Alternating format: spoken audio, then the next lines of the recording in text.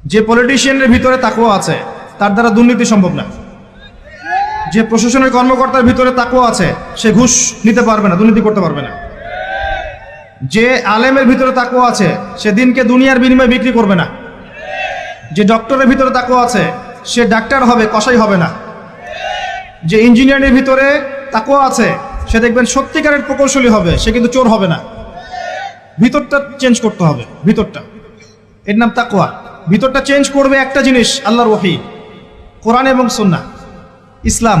এটা আপনার ভিতরকে পরিবর্তন করবে। আর আমরা অনেক বড় বড় কথা বলি অনেক সময়, কিন্তু মূল কাজটা হচ্ছে ভিতরটা পরিবর্তন করা। আমাদের সবার সাথে যার যার কলব যাবে, যার যার আমল যাবে।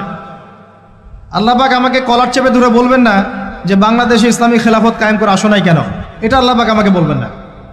আল্লাহ পাক বলবেন তোমাকে যে দায়িত্ব দিয়েছিলাম ওই দায়িত্ব ঠিকঠাক